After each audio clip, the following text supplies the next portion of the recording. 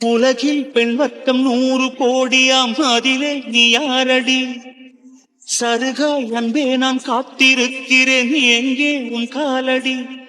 மணி சரி பார்த்து தினம் வழி பார்த்து இரு விழிகள் தேய்கிறேன்.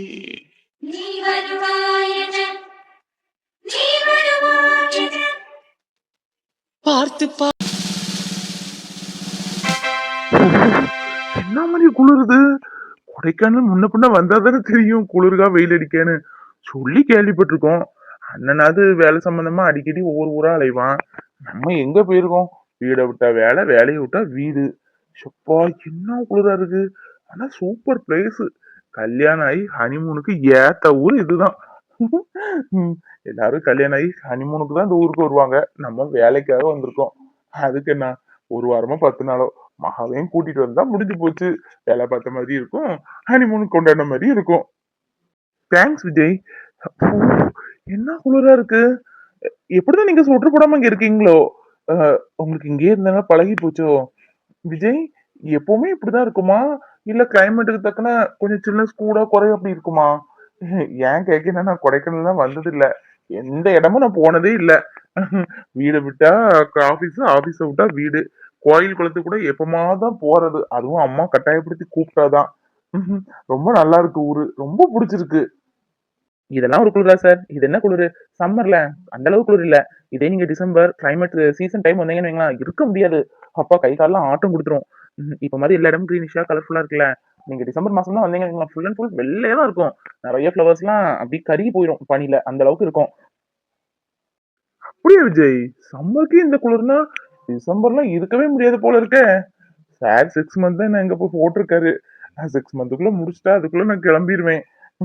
எவ்வளவு வெயில்னாலும் நான் தாக்கு பிடிப்பேன். இந்த குளிர்லாம் நமக்கு செட்டே ஆகாது. அப்புறம் விஜய், இங்க இருந்து ஆபீஸ் எத்தனை மணிக்கு வரும்? ஆபீஸ் கிட்டத்தட்ட இங்க இருந்து 1 hour ஆகும் சார். இப்பதானே வந்திருக்கீங்க, இன்னைக்கே ஜாயின் பண்ணணும் சார் இருக்கு. எம்டிட்ட பேசுங்க, நாளைக்கு கூட ஜாயின் பண்ணுங்க. இன்னைக்கு நல்ல ரெஸ்ட் எடுங்க. முடிஞ்சா இங்க எல்லாம் சுத்தி பாருங்க, செமையா இருக்கும். ஐயோ இல்ல விஜய், ஒர்க்குக்காக தான் வந்திருக்கேன். டயர்ட்னஸ்லாம் இல்ல, கார்லயே நல்லா தூங்கி எடுத்து தான் வந்தேன். அது இல்லாம இப்போ வெயிலா இருந்தா கூட நம்ம கொஞ்சம் டயர்டா ஃபீல் ஆகலாம். சில்லுன்னு இருக்கிற கிளைமேட்ல எப்படி ரூம்குள்ள அடைஞ்சிருக்க மனசுக்கு தோணும். பரவாயில்ல, ஒரு 10 நிமிஷம் இருங்க, கொஞ்சம் ஃப்ரெஷ் அப் ஆயிட்டு வந்துருக்கேன், ஆபீஸ்க்கே போயிடலாம். ரம்யா, நம்ம ஆபீஸுக்கு என்னது புது எம்டி போட்டிருக்காங்க. மணி 10 ஆகுது, இன்னும் வரல. ஒருவேளை நம்ம ஒர்க்லாம் ஒழுங்கா பண்ணணுங்கிறதுக்காக சும்மா சொல்லியிருப்பாங்களோ? சும்மா சொன்ன மாதிரி ஒன்றும் தெரியலடி. இன்னைக்கு கண்டிப்பா எம்டி போட்டிருக்காங்க அப்படி இப்படின்னு ஆபீஸ்க்குள்ள அரசு பரசலா பேசிக்கிட்டாங்க.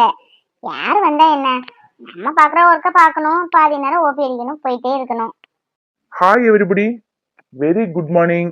எல்லாரும் ஒர்க் பண்றத நிப்பாட்டிட்டு கொஞ்சம் நான் சொல்றத கேக்குறீங்களா? நான் தான் இந்த கம்பெனிக்கு வந்திருக்க புது எம்டி. சார், இப்பதான் உங்களை பத்தி பேசிட்டு இருந்தோம். நீங்க தான் புது எம்டியா? Welcome sir. யா, நான் தான் புதுசா ஜாயின் பண்ணியிருக்கேன் எம்டி. இங்க பாருங்க, சும்மா இருந்து ஓபி அடிக்கணும், சேலரி வாங்கிட்டு போகணும்னு என்ன இவ்வளவு நாள் இருந்துச்சுன்னா அதை இன்னோடி விட்டுருங்க. இனிமேல் இங்க ஒர்க் மட்டும்தான். ஒர்க் மட்டும் நல்லா பாத்தீங்கன்னா உங்களுக்கு எக்ஸ்ட்ரா இன்சென்டிவ் எல்லாம் கொடுக்கணும்னு நினைச்சு சார்ட்ட பேசியிருக்கேன். அதனால ஓபி அடிக்கிறத விட்டுக்கிட்டு இன்னையில இருந்து ஒழுங்கா ஒர்க்கை பாருங்க. நம்ம டேர்ன் ஓவர் அதிகமா கம்பெனியை ரன் பண்ணி காமிக்கணும். ஓகேவா? எனக்கு நீங்க ஃபுல் அண்ட் ஃபுல் சப்போர்ட்டிவா இருப்பீங்கன்னு நம்புறேன். அது இல்லாம அடிக்கடி லீவ் போடுறது, அரட்டை அடிக்கிறது, தேவையில்லாம ஆபீஸ் இதுல காஃபி குடிக்கிறேன், டீ குடிக்கிறேன், டிஃபன் சாப்பிட்றேங்கிற செலவெல்லாம் இருக்கக்கூடாது. உங்களோட ஒர்க்கை நீங்க 100% கொடுத்தீங்கன்னு வைங்களேன், உங்களுக்கு இன்சென்டிவ், சேலரி இன்க்ரீசஸ் எல்லாமே பண்ணணும்னு நான் சார்ட்ட பேசியிருக்கேன். சார் கூட ஓகே சொல்லிட்டாங்க. அதனால நீங்க எனக்கு ஃபுல் அண்ட் ஃபுல் சப்போர்ட் பண்ணுவீங்கன்னு நம்புறேன். இந்த கொடைக்கானலே நம்பர் 1 கம்பெனி நம்ம கம்பெனி தான், சாய் எக்ஸ்போர்ட்ஸ் தான். உங்களுக்கே தெரியும். ஆனா இப்ப 3 மந்த்தா இதை பராமரிக்க ஆள் இல்லாம கொஞ்சம் டவுன் ஆகிட்டு போயிட்டு இருக்கனாலதான் இப்படி ஒரு சூழ்நிலை என்ன சார் எம்டியா போட்டிருக்காங்க. இங்க எம்டி மட்டும் இல்ல, ஆளினால் எல்லாமே நான் தான். அதனால உங்களோட குறை நிறை எல்லாமே என்ன நீங்க தாராளமா சொல்லலாம். இந்த கம்பெனி எப்படி நம்ம மேல கொண்டு போகணுங்கிறத நீ பார்க்கணும். எனக்கு ஃபுல் அண்ட் ஃபுல் சப்போர்ட் பண்றேன்னு நம்புவேன். Okay, all the best dears. நம்ம ஒர்க்கை ஃபுல் அண்ட் ஃபுல் கொடுக்குறோம். நல்லபடியா அந்த கம்பெனியை ரன் பண்ண வைக்கிறோம். ஃபர்ஸ்ட் இடத்துக்கு மறுபடியும் வர்றோம். Okay, all the best. ஒர்க்கை பாருங்க. ஏய், நானும் எம்டின்னு சொன்னேன். ஒரு 50-60 வயசு ஆனவரை தான் அப்பாயின்மெண்ட் பண்ணிருப்பாங்களோன்னு நினைச்சேன். ஆனா இவ்வளவு சின்ன வயசா இவ்வளவு அழகா அப்பாயின்மெண்ட் பண்ணுவாங்கன்னு நினைச்சே பார்க்கல. இவ்வளவு அழகா இருக்காரு. பேசும்போது கூட பாத்தியா, அவ்வளோ ஸ்டைலு. எனக்கு ரொம்ப பிடிச்சிருக்கு இந்த எப்படியே. நீ இன்னும் ஒர்க்லாம் ஒழுங்கா பார்க்கலான்னு நினைக்கிறேன். ஏய் என்னடி ரொம்ப தான் வலிக்கிற. ஆள் நல்லா தான் இருக்காரு, ஆனா ரொம்ப கட்டன் பார்ட்டி போல. பாத்தியா ரொம்ப ஸ்ட்ரிக்டா பேசிட்டு போறாரு. நம்ம நல்ல வேலையை பார்த்தா மட்டும்தான் சேலரி. நம்ம கொஞ்சம் ஓபி அடிச்சோம்னு நினைச்சா அவ்வளவுதான், இருக்கிற வேலையும் போமா வீட்டுக்கு சொல்லி அனுப்பி வச்சிருவார் போல இருக்கு. எதுக்கும் பார்த்தா நடந்துக்கணும். என்ன கறியை தான் வைக்க தினமும் 4-5 பேர் இருந்தா கூட ஒவ்வொரு ஆளுக்கும் அதை பிடிக்குமே இதை பிடிக்குமே பார்த்து ஒவ்வொரு நாளைக்கு ஒவ்வொரு சமையல பண்ணலாம். நானும் அவரும் இருக்கும் என்ன தேவை வைக்க. அதுவும் அவர் இவ்வளவோண்டு ஊறுகாய் தொட்ட மாதிரி கறியை தொடுவாரு. இதுக்கு மெனக்கட்ட ஒரு கறியை வைக்கணும். நல்ல நல்லா வர இருக்கு, வைக்காம முடியுமா? என்ன வைக்க? சரி தக்காளி தொக்கு மாதிரி வைப்போம். வச்சு நல்ல பருப்பு ரசத்தை வைப்போம். கொஞ்சம் அப்பளம் பொரிச்சுக்கலாம். 2 பேத்துக்கு தானே போதும். மகா இருக்கையில அதை வையம்மா இதை வையம்மான்னு சொல்லுவா. ஒண்ணுனா விதவிதமா வச்சு கொடுப்போம். இப்ப கேட்க கூட பிள்ளை இல்ல. இதுக்குதான் அந்த காலத்துல எல்லாம் 7-8 பிள்ளைங்க பெத்து போடுவாங்க போல. ஒரு பிள்ளை கல்யாணம் ஆனா ஒரு பிள்ளை கூட இருக்கும், இன்னொரு பிள்ளை கல்யாணம் ஆனா இன்னொரு பிள்ளை கூட இருக்கும். எல்லா பிள்ளைகளும் கல்யாணம் ஆனாலும் பேரம் பத்தினாலும் 1-2 வந்து கிடக்கும். இப்ப பாரு எல்லாம் ஒண்ணே கண்ணே கண்ணேன்னு இருந்து கடைசி காலத்துல நம்ம அனாதையே இருக்கும். சரி அனாதைன்னு நினைக்க கூடாது. பிள்ளைய நல்ல இடத்துல கட்டி கொடுத்துருக்கோம், நல்லா இருக்கா, அதான் நமக்கு வேணும். எங்க அசரூர்லயா கட்டி கொடுத்துருக்கோம், பக்கத்துல தானே. நல்லா இருப்பாவா. ஆமா என்ன ரொம்ப தடப்படல வேலை நடந்துட்டு இருக்கு போல. 100 ஆயிடுச்சு உனக்கு. அது எப்படி நான் நினைச்சோன்னு வந்துட்டேன். இப்பதான் உன்னை பத்தி பேசிட்டு இருந்தேன், நீயே வந்துட்ட. ஆமா மேரி சைட்ல நல்லா இருக்க. உன் புருஷன் இருக்கும்போது ஒரு நாளா இப்படி வந்திருப்பியா 2 ஜோடியாட்டு? எனக்கு எவ்வளவு ஆசையா இருக்கும் 2 ஜோடியா வருவேன், நகை நட்டெல்லாம் போட்டுட்டு வருவேன்னு. அவரை கொடைக்கானல் அனுப்பிக்கிட்டு நீ மட்டும் தனியா நகை நட்டெல்லாம் போட்டுட்டு வந்திருக்க. ஊர்ல திருட்டு போயக்க அதிகம், இப்பெல்லாம் நகை நட்டை போட்டுட்டு போவாத. அவர் கூட இருக்கிறதாரதான் எது சொன்னாலும் நான் கேட்க மாட்டேன். இப்ப கொடைக்கானல் போயிட்டாரு. அவர் தான் போன் பண்ணி காலையில இன்னைக்கு தமிழ் புத்தாண்டுக்கு இருக்கிற ட்ரெஸ் எல்லாம் தூசி தட்டி இன்னைக்காவது ஒரு புடவையை கட்டிட்டு கோயிலுக்கு போயிட்டு வந்தாரு. அவர் இருந்தா கோயிலுக்கு போலாம் நீ சொன்ன மாதிரி. நான் ஒரு தெரு எங்க போட்டு போறதுக்குமா? அதான் சரி இருக்கிற ட்ரெஸ்ஸாவது போட்டு உண்டை கொண்டு காமிச்சிட்டு அப்படி தெரு ஒரு ரவுண்ட் அடிச்சுட்டு வீட்டுக்கு போலாம் அப்படின்னு. அம்மா அத்தை ஏதோ என்னது அவெல்லாம் கிண்டுனாங்களாம், பஞ்சாமரம் தான் வச்சிருக்காங்களாம், கொடுத்துட்டு வர சொன்னாங்க. அவெல்லாம் பண்ணாங்களோ? நானும் பண்ணலாம்னு நினைச்சேன். முன்னாடி நீ இருப்ப எல்லாம் செஞ்சு கொடுன்னு கேட்ப, ஆபீஸுக்கு கொண்டு போ, ஃப்ரெண்டுக்கு கொண்டு கொடுப்ப. இப்ப அவருக்கு சுகரு எனக்கும் சுகரு, அவளை கண்டி எங்க கொண்டு தூர போட?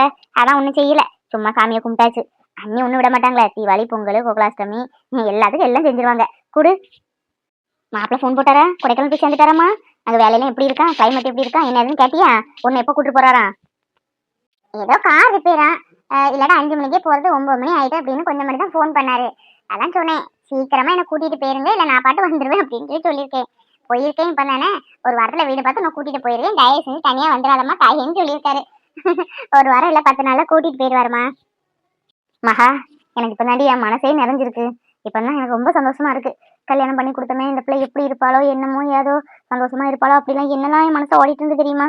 நீ இப்ப பேசுறத பார்த்தாலே புரியுது நீ மாப்பிள்ளை கூட நல்ல சந்தோஷமா இருக்க அப்படின்னு. இது போதும்டி எனக்கு. இங்க பாரு மகா, நம்ம கிடைச்ச வாழ்க்கையை நல்லபடியா தக்க வச்சு வாழணும். அப்படி வாழ தெரியறதுதான் நல்ல பொண்டாட்டி. என்ன புரியுதுல நான் பேசுறது? கொடைக்கானல் போனாலும் மாப்பிளைக்கு மனசை புரிஞ்சு நல்லபடியா நடந்துக்க, சரியா? பாவண்டி அவரு. ஆமாம்மா பாவம் அவரு, ரொம்ப பாவமா. இவ்வளவு நாள் அவரை நான் புரிஞ்சுக்கல, ஆனா இப்ப புரிஞ்சுக்கிட்டேன். அவர் என் பக்கத்துல இல்ல, இதுதான் விதியோ என்னவோ. ஆனா நான் ஒரு வாரத்துல போயிருவேம்மா. இப்பதான் எனக்கு புரியுது நம்ம மேல ஒருத்தவங்க உண்மையா லவ் வைக்கிறதுக்கும் போலியா லவ் வைக்கிறதுக்கும் உள்ள வித்தியாசம். நீ சொன்னது சரிதாம்மா. கல்யாணத்துக்கு முன்னாடி சொன்னியே விஜய் நல்லவன் இல்ல அப்படி இப்படின்னு, அப்போ உன் மேல எனக்கு கோபம் தான் வந்துச்சு. அவன் மேல உள்ள பாசத்தை கண் மறைச்சு நீ இப்படிலாம் பேசுறிய அப்படின்னு நினைச்சேன். ஆனா இப்பதான் புரியுது, கல்யாணத்துக்கு அப்புறம் வர்ற காதலும் வாழ்க்கை நம்ம என்னைக்கும் உண்மையானது புரிஞ்சுக்கிட்டேன். அம்மா இது போதும்டி. அம்மா என் பிள்ளையா பேசுது, உன் வாயில இருந்து இப்படி ஒரு வார்த்தை வர்றதுக்குதான் நான் ஆசைப்பட்டுட்டு இருந்தேன். அம்மா என் பிள்ளை நல்லா இருக்கா, என் பிள்ளை நல்லா இருக்கா. குலதெய்வம் கோயிலுக்கு போய் பொங்கல் வைக்கணும். நீ சந்தோஷமா இருக்கல, எனக்கு அதே போதும்டி. பெரியமா இனிய புத்தாண்டு நல்வாழ்த்துக்கள் பெரியமா. ஏய் மகா, உன்னை எங்கெல்லாம் தேடுறது? ஏய் நல்ல நல்லதுமா கோயிலுக்கு போக வேண்டாமா? இதே காத்து இருந்தா கோயிலுக்கு போயிருப்பில்ல, வா கோயிலுக்கு போயிட்டு வரலாம். ஐயோ இல்ல பரவாயில்ல, நீ போயிட்டு வா. அத்தனும் நீ ஜோடியா போயிட்டு வருவியா, என்ன கூப்பிட்டுட்டு? நீ போய் சாமி கும்பிட்டு வா, எனக்கும் சேர்த்து. ஏய் கோயிலுக்கு தானே போறோம், நாங்க என்ன ஹனிமூனுக்கு அப்ப போறோம்? கோயிலுக்கு எல்லாரும் சேர்ந்து ஒத்துமையா போனாதான் நல்லா இருக்கும். வா வா கிளம்பு. ஏய் மகா அதான் கூப்பிடுறல, போயிட்டு வா, கோயிலுக்கு தானே. கோயிலுக்கு அவ சொன்ன மாதிரி எல்லாரும் சேர்ந்து ஒத்துமையா போனாதான் நல்லா இருக்கும். இங்க பாருங்கம்மா, 2 பேரும் என் பிள்ளைங்க தான். ஆனா 2 பேரும் அடிக்கடி சண்டை போடும்போது மனசு கொஞ்சம் கஷ்டமா இருக்கும். என்ன சண்டை போட்டாலும் ஒருத்தங்க விட்டு கொடுத்து போய் நல்லபடியா குடும்பத்தை நடத்தணும், சரியா? ஏன்னா அண்ணன் தம்பியை கல்யாணம் பண்ணிருக்கீங்க, நீங்க ஒத்துமையா இருந்தாதான் குடும்பம் எப்பவுமே ஒத்துமையா இருக்கும். சரிம்மா கோயிலுக்கு போயிட்டு வாங்க. கடவுளே என் பிள்ளை மருமகனை புரிஞ்சுக்கிட்டா, இது போதும் எனக்கு. அந்த குடும்பத்துல அவன் நல்லபடியா சந்தோஷமா இருக்கணும். ஒரு பெத்தவங்களுக்கு என்ன வேணும்? பிள்ளைங்க நல்லா இருந்தா அதுதானே வேணும். நல்லா இருப்பா. அக்கா இனிய தமிழ் புத்தாண்டு வாழ்த்துக்கள். வயிற்றுல இருக்கிற என் மருமகளுக்கும்.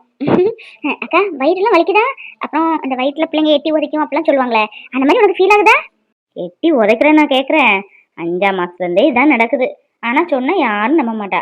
நீ கல்யாணம் பண்ணி பாரு, குழந்தை உண்டாவேல அப்போ தெரியும் அக்கா சொன்னது உண்மைதான் அப்படின்னு. ஆமாம் உன்ட்ட ஒன்று கேட்க நினச்சேன். பிரியா என்ன உனக்கு ரொம்ப பயந்து போயிருக்கா? ரொம்ப பயங்காட்டி வச்சிருக்க.